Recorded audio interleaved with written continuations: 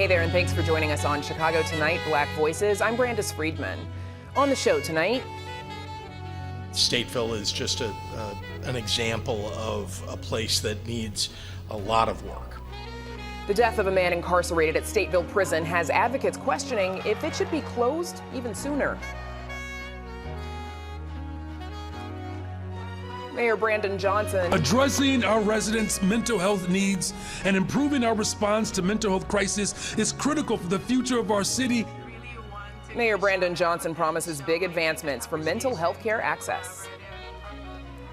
And as Chicagoans start training for fall marathons, meet the founder of a run club whose message is to run your way, even if it's slow AF. And now to some of today's top stories. We've been following the men who graduated from Northwestern University while incarcerated for the last couple of years. In that time, we've detailed some of their successes as well, like being exonerated or getting into a top law school. But today, a tragic story for one of those graduates. Michael Broadway died while incarcerated at Stateville Correctional Center last week, and now family members and attorneys have questions about how he died. During the graduation ceremony for Northwestern Prison Education Programs, or NPEP's first cohort of graduates, late last year, I didn't think I'd be standing here. Michael Broadway received a special shout-out from commencement speaker and renowned author Ta-Nehisi Coates. I was just reading through some of the bios, and I read someone here was coping with stage 4 prostate cancer as they went through the program,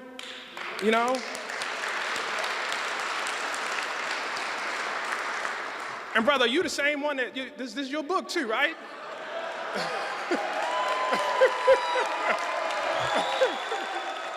Having survived that cancer while in prison, his classmates believe complications from asthma and heat are to blame for his death on June 19th at 51 years old.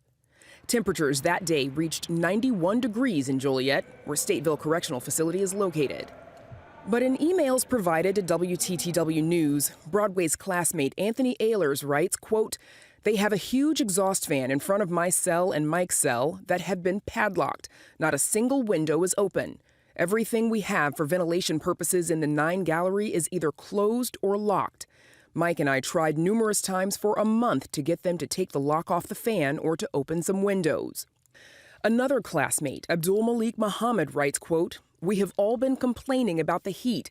It's very hot without any form of ventilation. It's not even any working fans. All the fans is broke. One of my classmates was complaining about the heat and explaining that he couldn't breathe." He also says he, quote, "asked for someone to come open up the windows because they've been nailed shut with plywood due to structural damage. All the top windows is nailed closed. None of the industrial fans do not work." Broadway, who suffers from asthma, began calling for help along with other men because he was struggling to breathe. But the men report that a nurse refused to come up to 9 Gallery because it was, quote, "too hot." When she finally did make it several minutes later at the request of a correctional officer, Broadway was unconscious. Ehlers reports, quote, "She immediately injected him with Narcan, even though I told, and another inmate and I told her, that he had really bad asthma." He writes that eventually a stretcher arrived, but because it didn't have straps to secure the patient, his classmates carried him downstairs in a bedsheet. Ehlers says, quote, "He didn't have to die. What that tells me is we are not safe here. As a result of these conditions, our brother died." A spokesperson for IDOC would only confirm Broadway's death and that the investigation is ongoing. When Governor Pritzker was asked about the death at a separate event, he acknowledged conditions at Stateville poor enough to warrant its closure and rebuild, slated to begin in September. It's very important that we carefully, but imminently, make changes in our correction system. In particular, we're going to need to close and replace Stateville. As you know, we commissioned a study last year that showed the terrible condition of some of our prisons and the need for significant investment. It had been disinvested from the entire prison system for many years, and we need to rectify that. The state announced plans to demolish Stateville and rebuild it in the current location after a state commission report last year deemed it, quote, not suitable for any 21st century correctional center. Advocates say Stateville's closure is long overdue, and for much more on that, please visit our website. Meanwhile, Broadway's attorneys say they were representing him for his post-conviction petition, where he claims to be actually innocent of the crime in which he's convicted, which is first-degree murder. He'd served 18 years of his 75-year sentence. A surprise in Lake County Court today. The alleged Highland Park 4th of July shooter did not take a plea deal. Prosecutors had expected Robert Cremo III to plead guilty today and accept a life sentence without possibility for parole. A courtroom packed with victims and their families were there, only to see the defendant reject the plea, which would have ended the legal proceedings. The case is set for trial in February. Amazon drivers demonstrate outside a Skokie delivery facility. The drivers worked for 4-Star Express Delivery, a company contracted by Amazon's logistics division to deliver packages. Those drivers filed a petition to unionize as members of the Teamsters last week. In a statement, an Amazon spokesperson said this protest was initiated and has been attended by mostly outside organizers and individuals who don't work for Amazon, and has had no impact on our operations or ability to deliver for customers. 4-Star Express Delivery is an independently owned company that voluntarily closed its business on May 30th and no longer delivers for Amazon. But drivers say it's Amazon. That's their true employer, since they wear Amazon uniforms and use trucks with the company's logo.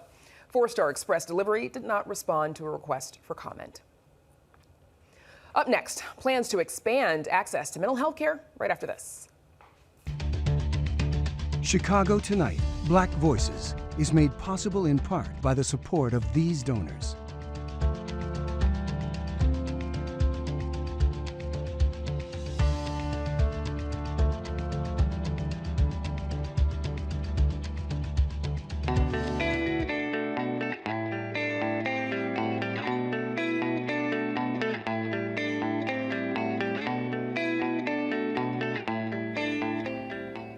Mental health advocates have long called for the city to reestablish 19 of the city-operated mental health clinics that were previously closed in Chicago.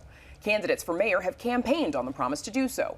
Last month, Mayor Brandon Johnson started making good on that promise, announcing plans to reopen the Roseland Health Clinic and phase out police involvement in mental health crises. Joining us now with more on the mayor's plan and what effects it might have are Northwestern University psychiatry and behavioral sciences professor Ingrid Burnett-Ziegler, Kamisha Jones, Executive Director of Sista Afia, Community Strategy Specialist Candace Coleman from the organization Access Living, and Kathleen Guada with the Chicago Foundation for Mental Health. Thanks to all of you for joining us.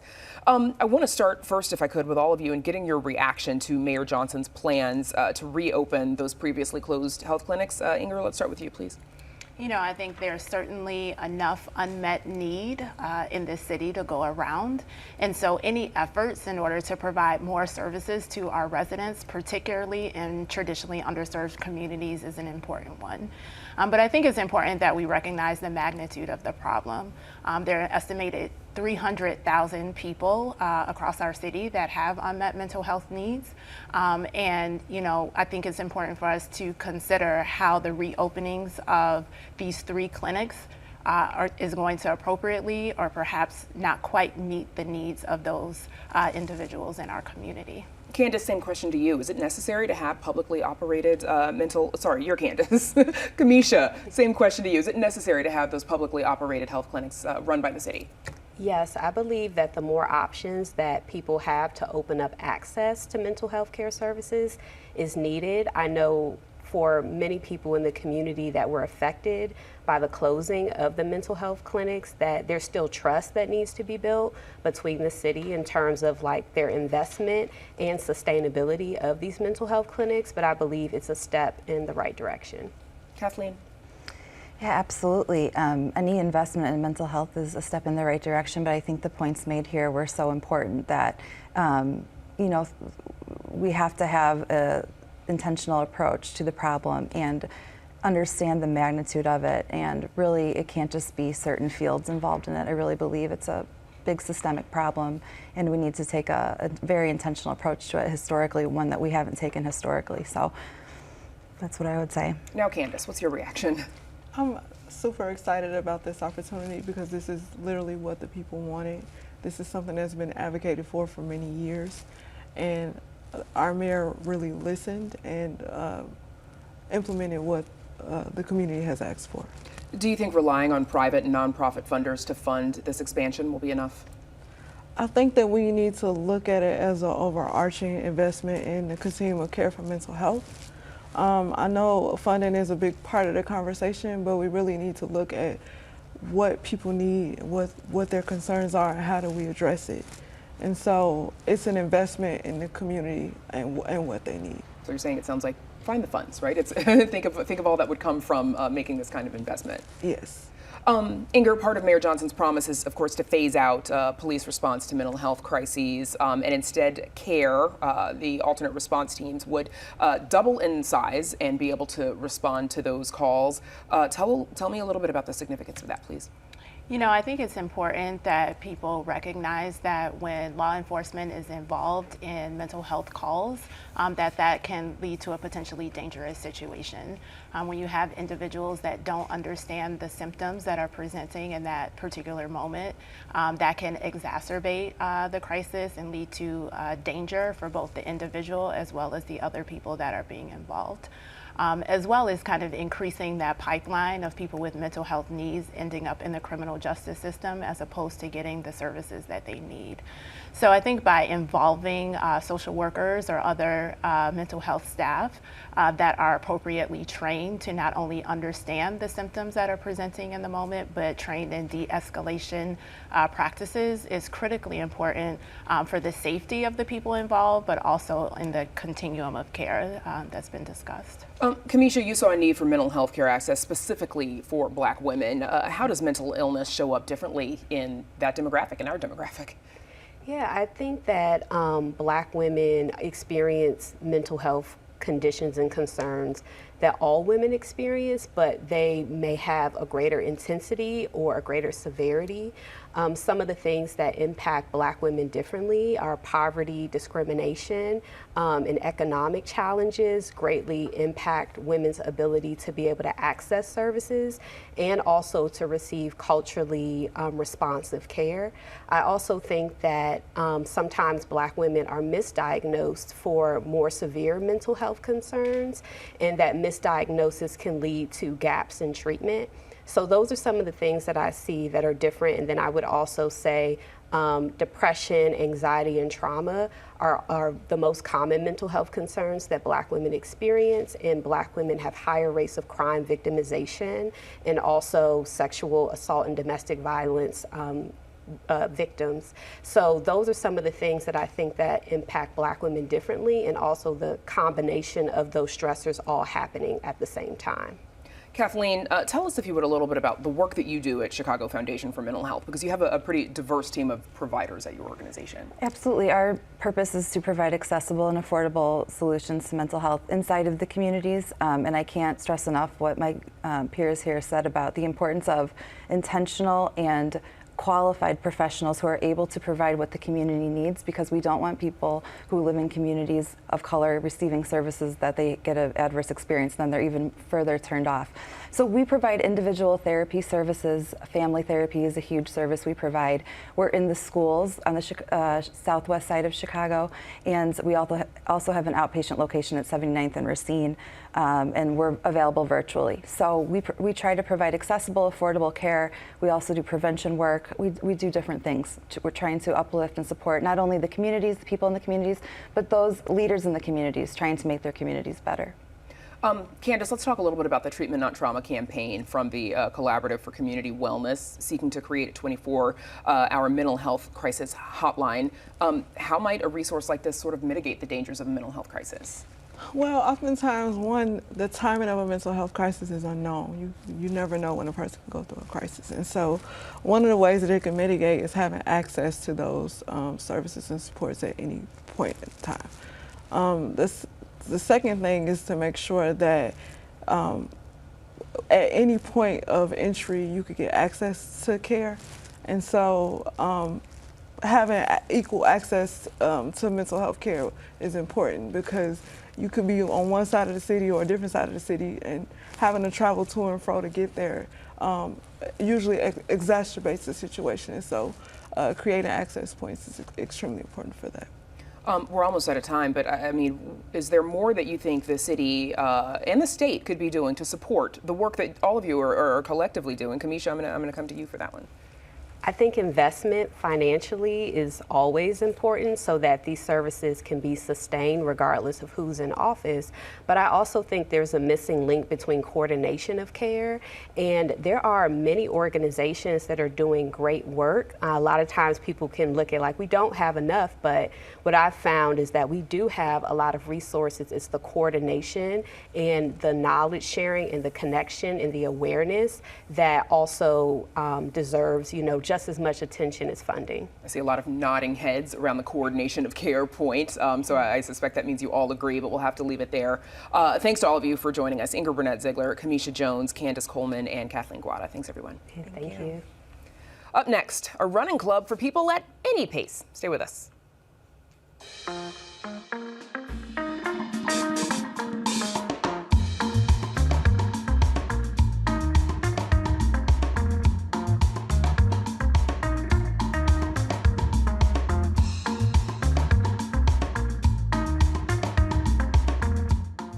Chances are you've already spotted several of these today. No, not cicadas, runners. The popular physical activity app Strava says running was its most uploaded sport of 2023. And organizers with the London Marathon say they received a world record amount of applications for its 2025 race. But with a growing number of recreational runners, questions about inclusivity have also risen. Our next guest says he didn't always feel welcomed in the sport. Now he's got a book to make sure everyone can get in on the run. It's called Slow AF Run Club, the ultimate guide for anyone who wants to run. And joining us now is author and 8-time marathoner, Martinus Evans, who also started the online community, the Slow AF Run Club. And I'm sure that AF stands for Always Fun or Slow and Fun Run Club. Slow and fabulous. That's it. Martinus Evans, thanks for joining us. Good to see you. Thank you for having me. So you often tell the story of how you got started with running. A doctor told you that you needed to lose weight or you would die. Mm-hmm. You responded with, I'm going to run a marathon. He laughed. Why running? Had you considered running before that day? Absolutely not. So I was being facetious when I told this doctor I was going to run a marathon, because he was like, you need to start walking on the track and things of that sort. I'm like, you don't even know who I am, so I'm going to show you who I am. So I was like, I'm going to run a marathon, and he laughed at me. And I was like, I got to prove him wrong, so that's what I did. Did you pull marathon out of the air, versus, you could have started swimming or rowing or biking, but it was marathon? Yeah, it just came out the air. When somebody's calling you fat, you're trying to think about anything to not put hands on them. So I thought to myself, the best thing I can say is, I'm going to run a marathon. You've run 8 of them since you said those words. It was during one of those races, though. Someone yelled something unkind, but you were inspired by it, by those words. What did they yell, and then what went through your mind? So I was running New York City Marathon, and this guy told me, hey, buddy, you're slow AF. I ain't going to say the words, but he said, you're slow AF, and he told me to go home. So imagine being 15 miles into your marathon. You're already somewhat delusional. So I get into this argument with this guy, and once I finished the race, I was like, you know what? I'm going to do something to prove him wrong as well and create the Slow AF Run Club. Was this a fellow runner who said this to you? Brandis, I don't know. It doesn't matter. I don't know. This dude was on the side of the course with a beer in hand. So not likely a runner with a beer. Nah. not running in the race with you, though. Exactly, not running the race with me. Okay. Since starting the Slow AF Run Club, and of course you've written your book, you brought to show us today. Your story has, of course, been widely shared. You have you've been the cover story for Runner's World magazine, a nude photo shoot with Men's Health magazine. What does it mean to you to have your story and your image, shared on these platforms and associated with this sport? I think for me, it's definitely a big move, because when I started running 10 years ago, there was nothing out there that looked like me. So now that I'm out here and be able to show people that they can be active in the body that they are right now, they don't have to worry about changing their body. It's just so much for me to just be that beacon of hope for people out there. What is it that you get out of running besides, giving to the members of your club and giving to others? What do you get out of it? So running changed my life. Running gave me life. Running gave me something where I didn't necessarily think I was going to even be here on this earth. Running has given me the opportunity to travel around the world. Running has given me the opportunity to chat with you. So running has given me everything. We're doing okay. Yeah. Running has also been sort of a mostly white-dominated sport, right? Despite, some very famous black people who we can all name who are runners, like Sha'Carri Richardson and Allison Felix, Usain Bolt. They're all, Olympians, but also they're faster runners, shorter distances, right, in track and field. Why do you think more black people aren't into running, and especially long-distance running? I think that's a great notion, is that it really comes back to diversity. I know growing up as a little black boy in Detroit, nobody that I ever knew ran long distance. Everything was track, 100 meters, hurdles, things of that sort. I didn't even know what long distance running was until I even got into this thing. So I think it's one is awareness thing, but I also think that it goes deeper than that, right? It goes deeper to how in the neighborhoods we just don't have that that encouragement to do that. Yeah. Okay, so a matter of encouragement. Do you think you've had an impact on that, on getting more black people into the sport? I hope to seem so. I'd have, yeah. Yeah. Like in all of your travels, what have you noticed in the people that you see and that you get to meet? Oh, yeah. I think that when you're thinking about me traveling, I've been on a 50-day book tour. So I've seen various groups and various run clubs who have popped up, and they're majority people of color. So I think about here in Chicago, shout out to Peace Runners. I also think about the Tortugas, and when you think about Detroit, you think about Rerun 313. So there are definitely various hubs of black men and women who are also starting to run. And I think these neighborhood clubs or crews, what you want to call them, is great for the community to get more black folk out there. Some people get into running as a matter of weight loss or weight management, and you've said it's never been about weight loss for you. What else? When you're out running, what does it do for you? What does it mean for you? Why a marathon? I always joke that a marathon, you run 26.2 miles to finish about 3 blocks from where you started. You didn't get very far. What do you get out of that long distance? I get a lot of things. I think first things first is the satisfaction of proving people wrong. It's something about showing up to the finish line and somebody look at me and look at my size. And it's like, oh, this is your first time? And it's like, nope. This is number 8, number 9, number 10. The other thing is that the process of training for a marathon, right? You can't BS a marathon.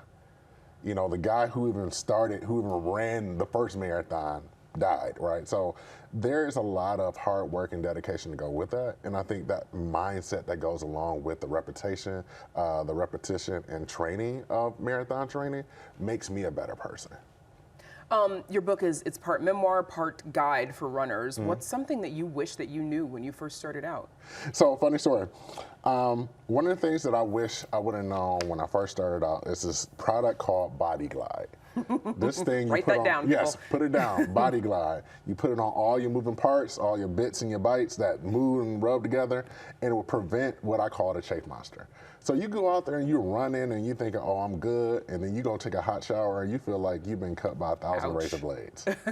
So I wish somebody would have told me about Body Glide a long time ago. Do you find yourself dispelling any myths? For example, the name of the club, Slow AF, right? It kind of even for me, an inspiration is it's okay to be slow. Yeah, it is okay to be at the back of the pack. Yeah. Tell people. So let me give you some game. Most races are permitted as a parade. Let that sink in. So there's no such thing as a race permit. There's only a parade permit.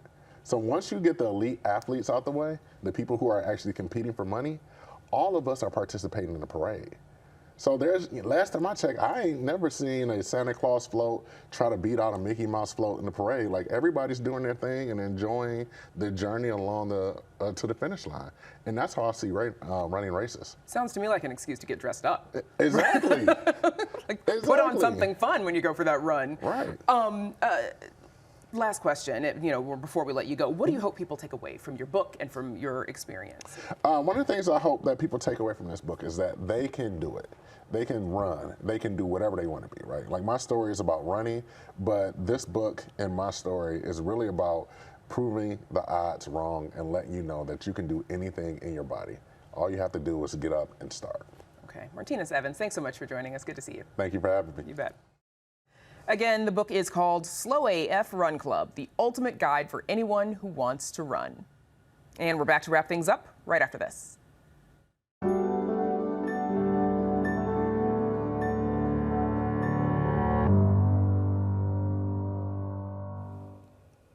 And that's our show for tonight. Join us tomorrow night at 5:30 and 10 for Chicago Tonight Latino Voices. We'll have a preview of the hotly anticipated debate between President Joe Biden and former President Donald Trump. And a new public art exhibit uncovers the history of an ancient civilization in Mexico. Now, for all of us here at Chicago Tonight Black Voices, I'm Brandis Friedman. Stay healthy and safe, and have a good night.